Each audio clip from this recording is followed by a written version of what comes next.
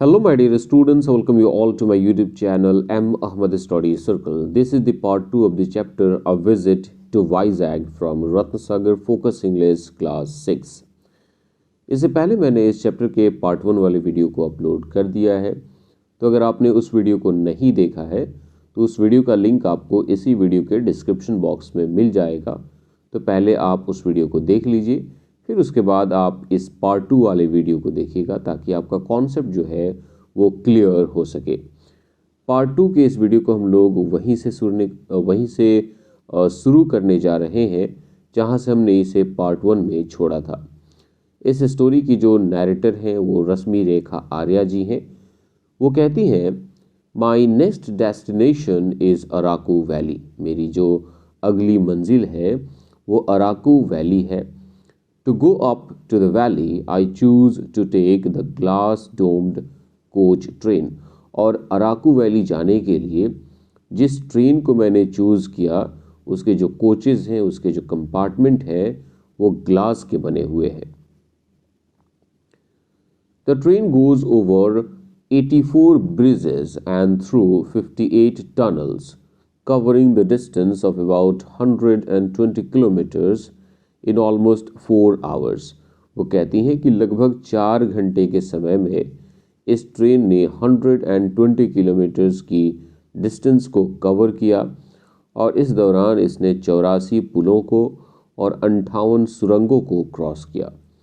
It stops for a few moments at the charming Simliguda station which was once the highest broad gauge station of India. और अपनी इस 120 kilometre की journey में train जो है वो सिर्फ एक जगह रुकती है, वो भी थोड़े से देर के लिए, जस्ट फॉर फ्यू मिनट्स के लिए। और उस स्टेशन का नाम क्या है? सिमलियागुड़ा। और ये बहुत ही चार्मिंग, बहुत ही ब्यूटीफुल, बहुत ही खूबसूरत सा स्टेशन है। और एक समय था यह भारत का सबसे ऊंचा ब्रॉड गेज रेलवे स्टेशन हुआ करता था। अभी कोई और है। अभी कौन सा भारत का सबसे ऊंचा ब्रॉड गेज रेलवे स्टेशन है? अगर आपको पता है तो आप मुझे नीचे कमेंट सेक्शन में ज़रूर बताएं। The waterfalls and the deep valleys on the way are awe inspiring. और अपनी इस 120 किलोमीटर की जर्नी में हमारी लेखिका रश्मि रेखा आर्या जी जिन वाटरफॉल्स, जिन झरनों को और जिन गहरी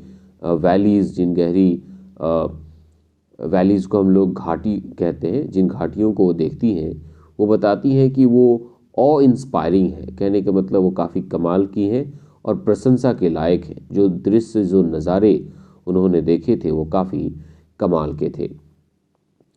फाइनली क्या होता है? The train reaches it's destination. Train जो है वो अपने मंजिल तक पहुंच जाती है। आई डाइजेम्बार्क। यहाँ पे डाइजेम्बार्क का मतलब होगा ट्रेन से उतरना। I disembark and make my way to the Borra caves. तो मैं ट्रेन से उतरती हूँ और बोरा केव्स की तरफ निकल पड़ती हूँ। The caves were discovered in 1807 by William king, N Irish geologist who worked for the geological survey of India. ये जो बोरा केव्स है इसे 1807 में एक आयरिश जियोलॉजिस्ट जिसका नाम था विलियम किंग, उसके द्वारा खोजा गया था। और William King Indian geological survey के लिए काम करते थे। The caves are amazing. ये जो गुफाएं हैं वो काफ़ी कमाल के हैं, काफ़ी अमेजिंग है।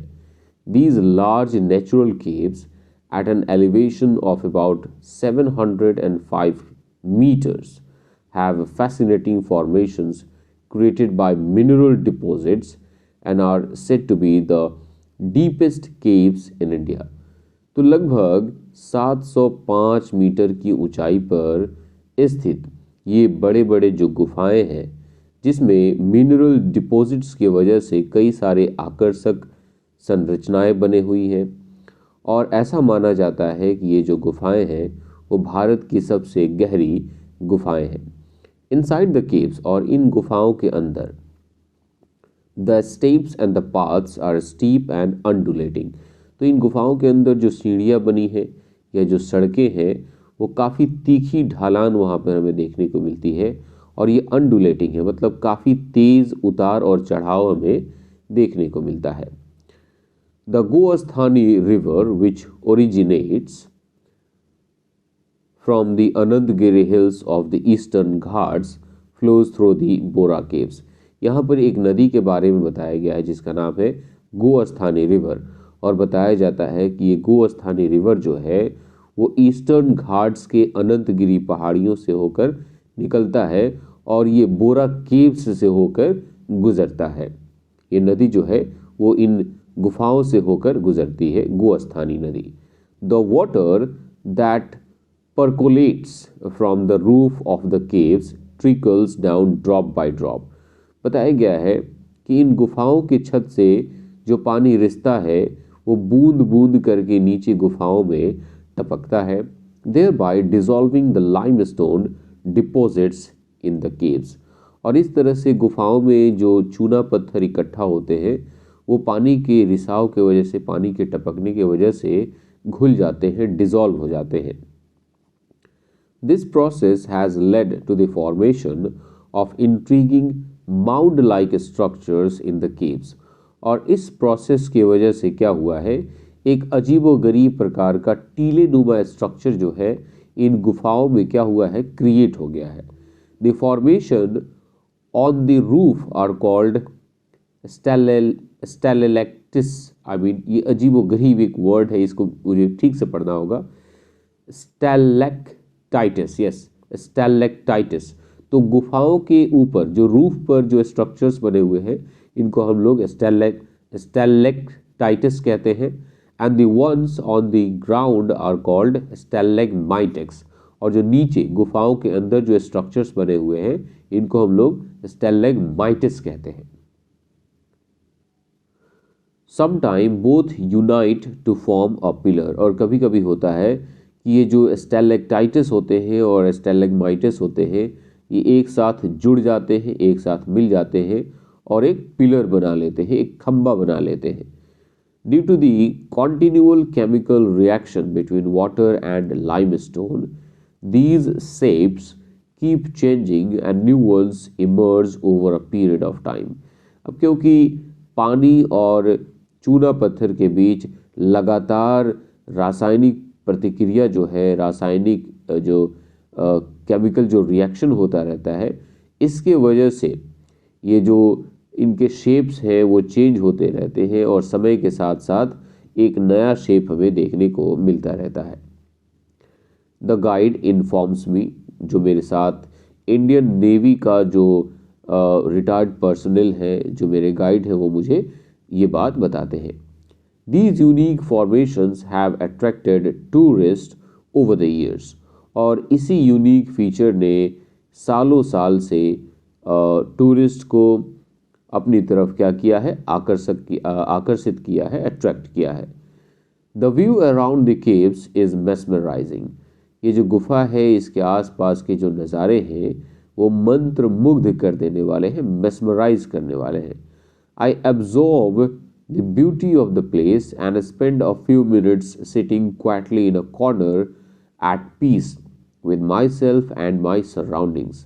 हमारी लेखिका रश्मि रेखा आर्या जी कहती हैं कि वहाँ का जो नज़ारा है उसको मैं एब्जॉर्ब कर रही हूँ, उसको मैं अपने अंदर अवशोषित कर रही हूँ और मैं एक कॉर्नर पे आराम से बैठ जाती हूँ चुपचाप शांति के साथ और अपने आसपास के सराउंडिंग्स को क्या करती हूँ, इंजॉय करती हूँ। यहाँ पर अराकू वैली का एक व्यू दिया गया है, जैसे कि आपको दिख रहा होगा, a view of Araku valley. और ये रहा बोरा केव्स। आपको मैं बोरा केव्स को ठीक से दिखाना चाहूँगा।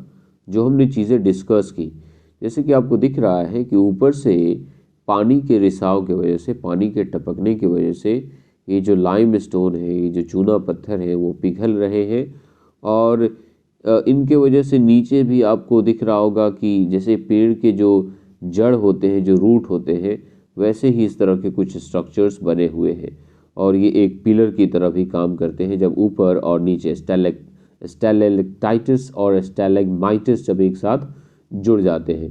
क्या कमाल का वर्ड है, वो एक बार में मैं बोल ही नहीं पा रहा हूँ, काफ़ी डिफ़िकल्ट सा वर्ड है। After while I take a rickety jeep. देखो रिकेटी का मतलब होता है खटारा, पुराना सा। तो थोड़ी देर के बाद मैं एक खटारा सा एक पुराना सा जीप लेती हूँ टू द कातकी वाटरफॉल। कहाँ जाने के लिए? कातकी वाटरफॉल जाने के लिए, फॉर अ रिफ्रेशिंग डीप, ताकि मैं वहाँ पर जाऊँ और वहाँ पर जाकर एक डिप लूँ, मैं वहाँ पर जाकर नहाऊँ, and then go on to the tribal art museum. फिर मैं उसके बाद कहाँ पर जाने वाली हूँ? ट्राइबल आर्ट म्यूजियम जाने वाली हूँ। The driver draws my attention to the coffee and pepper plantation on both the sides of the road। और जब हम लोग ट्राइबल आर्ट म्यूजियम जा रहे थे तो वहाँ पर ड्राइवर जो है वो मेरे ध्यान को रोड के दोनों तरफ खींचता है जहाँ पर कॉफ़ी और काली मिर्च की खेती की गई थी। At the museum, I see replicas of the interiors of different kinds of Araku homes। और जब मैं ट्राइबल आर्ट म्यूजियम जाती हूँ तो मैंने देखा कि वहाँ पर रेप्लिका बने हुए थे। रेप्लिका हम लोग डुप्लीकेट आइटम को कहते हैं। जो अराकू होम्स थे, जो अराकू लोगों के घरें थी और उनके जो इंटीरियर्स हुआ करते थे, उनके रेप्लिकाज वहाँ पर बनाई गई थी। उनके अलग अलग घरों के अलग अलग इंटीरियर्स जो कि वे लोग यूज़ किया करते थे, वो वहाँ पर दिखाया गया था। The clay and mud statues depict the culture and traditions followed by the various Araku tribes। और अलग अलग प्रकार के अराकू जनजाति जिन संस्कृति और जिन परंपराओं को फॉलो किया करते थे, उन्हें अपनाया करते थे, उन्हें अलग अलग प्रकार की मिट्टी के बने हुए स्टैचूज से वहाँ पर डिपिक्ट किया गया है, दिखाया गया है। आई वॉक थ्रू द बिल्डिंग। अब मैं बिल्डिंग से होकर चल रही हूँ। मैं किस बिल्डिंग की बात कर रहा हूँ? ट्राइब आर्ट म्यूजियम की बात कर रही हूँ। I walk through the building. The jewellery, hunting tools and kitchen utensils are enchanting in their realistic setting. और मैं देख रही हूँ कि जो ज्वेलरीज हैं, जो शिकार करने के जो औजार हैं और जो किचन यूटेंसिल्स हैं, जो बर्तनों को हम यूज़ करते हैं अपनी रसोई में, इन सभी को एक काफ़ी आकर्षक मैनर में लगाया गया था और इस तरह से लगाया गया था कि वो काफ़ी रियलिस्टिक दिख रहे थे। I leave the premises thinking about my experience at the museum. और उस ट्राइबल आर्ट म्यूज़ियम में जो एक्सपीरियंस मैंने गेन किया था, उसी एक्सपीरियंस के बारे में सोचते हुए मैं उसके प्रीमाइसेस, उसके परिसर से बाहर निकल जाती हूँ। आपको यहाँ पर पिक्चर में दिख रहा होगा, यही है ट्राइबल आर्ट म्यूजियम। और यहाँ पर मिट्टी के बने हुए अलग अलग मूर्तियाँ बनाई गई हैं और ये कुछ म्यूजिकल इंस्ट्रूमेंट्स दिखाए गए हैं। The jeep takes me further. और वो जो जीप है वो मुझे थोड़ा सा और आगे ले जाता है। Suddenly the mild aroma of freshly ground coffee फिल्स the air. फिर अचानक से होता क्या है कि अभी अभी पीसे गए कॉफ़ी की जो खुशबू है, कॉफ़ी का जो सुगंध है, वो चारों तरफ हवा में फैल जाता है। We are at the coffee museum. अब हम लोग कहाँ पर थे? कॉफ़ी म्यूजियम में थे। Here I learn about the history of coffee cultivation in India and how it is produced. यहाँ कॉफ़ी म्यूजियम में मैंने भारत में कॉफ़ी के खेती के बारे में और उसके प्रोडक्शन, उसके उत्पाद के बारे में सीखा। मैंने पढ़ा कि भारत में कॉफ़ी की खेती कैसे शुरू हुई और इसका प्रोडक्शन कैसे शुरू हुआ। A slice of chocolate cake that I buy from a shop in the museum melts in my mouth। उस म्यूज़ियम में मैंने चॉकलेट केक का एक टुकड़ा खरीदा था। वो इतना सॉफ्ट है कि जब मैं उसे खाती हूँ तो वो मेरे मुंह में ही पिघल जाता है। I shop for coffee flavored chocolates and brownies to carry home। और घर ले जाने के लिए मैं कुछ कॉफ़ी फ्लेवर्ड चॉकलेट्स और ब्राउनीज खरीदती हूँ।